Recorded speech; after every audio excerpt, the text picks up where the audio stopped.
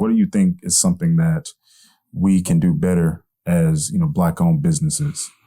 Because, there's this big push, man, RIP, man, George Floyd. And then anytime something tragic happens, we all get on the train to, okay, we need to do better at this. We need to do this. We need to do that. Mm-hmm. But in terms of being more competitive in the market and lasting longer, standing the test of time, mm-hmm. what are more things that Black-owned businesses can do?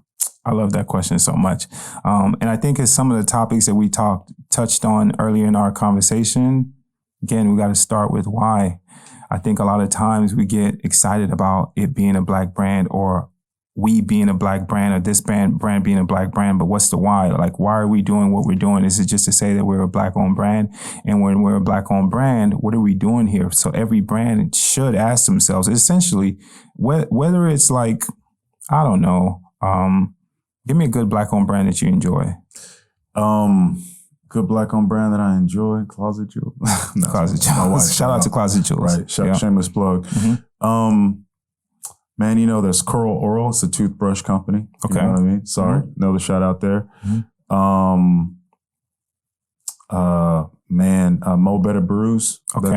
That's a restaurant that's more of an experience. Okay. Houston Sauce Co. Mm-hmm. They've also diversified themselves, mm-hmm. Set apart. Southern Gents. Okay. Is a Black for every company. brand, Southern Gents, any brand out there, there's quite a ton that I follow as well. There's World and Vision. There's a few others. There's the Brooklyn Circus. Any Black-owned brand was the Brooklyn Circus or Banana Republic. Like, there always should be a why. Mm-hmm. And what are we doing here? So I think as Black-owned brands, we have to think about, okay, it's great, Black-owned brand, but what are we doing here? What's the why? What and who are we serving, right? Mm-hmm. I think sometimes with Black-owned brands, we want to compete with the majors, which there's nothing wrong with it, but there's nothing wrong with that. Like, you can do whatever you want to, but a lot of the majors are going to, by definition, appeal to like the mass majority. The masses, yeah. So if you're a Black-owned brand and you're saying your why is to, doesn't necessarily have to be the case, but if you want to also have a lot of Black customers or minority customers, then we also have to have a conversation of affordability.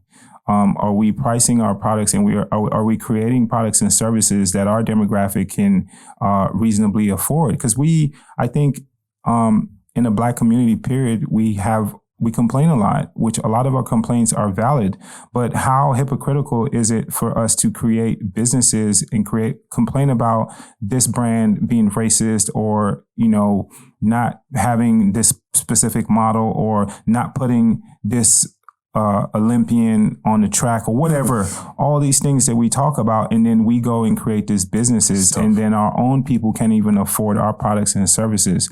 So I think that's a challenge for us all to like focus on, and everything isn't for everybody. I don't believe that just because you're a Black-owned brand, you have to serve Black people. But wait. You said you don't think if they're a Black-owned brand, they have to serve Black people? Not necessarily. So if you are, you do some real estate, right? And if you're a real estate agent, sometimes it's not even always possible.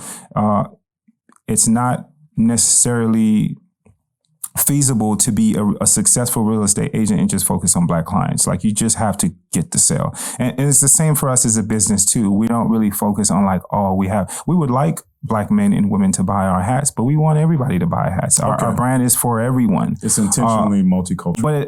But at the same time, there's definitely, we feel a natural obligation to serve our community because we are Black.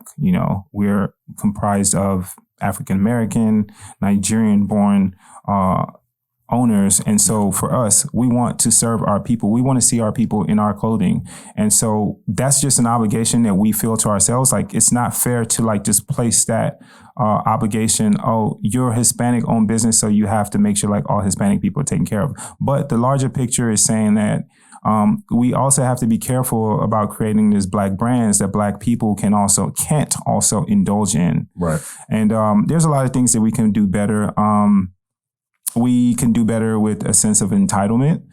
And by that, I think that we feel that just because we're a Black-owned brand that we get to just complain and say like, oh, like people should support. One thing I know, people who know me very closely is like, I'm not a fan of the support conversation. What support conversation? So sometimes people would say like, oh man, like, you know, I heard about your business. I want to support you. And I flat out say, hey bro, I appreciate it, but please don't feel the need to support. This is a business. It's not a charity. So if you see something you like on the site and you feel that you must have or you need to have or will make your style better or will make you happier, go ahead. We'll appreciate the purchase. But don't feel the need to buy from us just because we're Black, because first of all, that's not genuine. It's not a genuine purchase. And if it's not a genuine purchase, then it's probably not going to be consistent. So for example, if you found out this restaurant, you're driving home like, oh, black-owned restaurant, blah, blah, blah. You go to eat there. You walk in and you're not really impressed with the menu or anything, but you order regardless because you're trying to support. You have the food. You taste the food when you get home. Sausage is burnt or whatever. I don't know if you're vegan, but you're probably not going. That was not a genuine sale. Like you felt like kind of you did it it was a charitable donation. Yep. And one thing is, if we take a look about what if they do all that and like it though? No, you should support businesses that you like for sure. Like support, and it's not necessarily support. Like, do you support Amazon?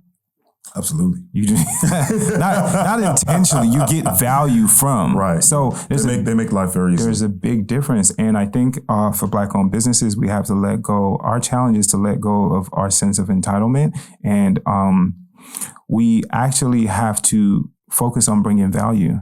Because one thing about charity is it's not consistent. The biggest businesses did not come about from charity. Amazon was not built from a charitable standpoint. Neither was Uber. These are companies that solve problems. So as we get in business, we have to learn to solve problems, and we also have to learn to be competitive. Where are we going to compete? Are we going to offer a better price to the consumer? Are we going to bring about better quality, better information, better transparency? There has to be some sort of competitive advantage, but I think the narrative of support Black businesses does more harm than good. Because again, the business is about the long game. And if we all have limited dollars, we're not going to be able to keep businesses in business by just supporting with cause. Now, if we learn to transact with businesses that we love, are Black owned, and provide us value, now that's a win-win for all parties. So I think we just need to learn how to serve the consumer better. And it's challenging, like we discussed earlier. There's a lot of manufacturing challenges. There's a lot of advertising challenges. Even like finding space, like real estate, commercial real estate. You know, like there's a lot of it's an uphill battle for sure.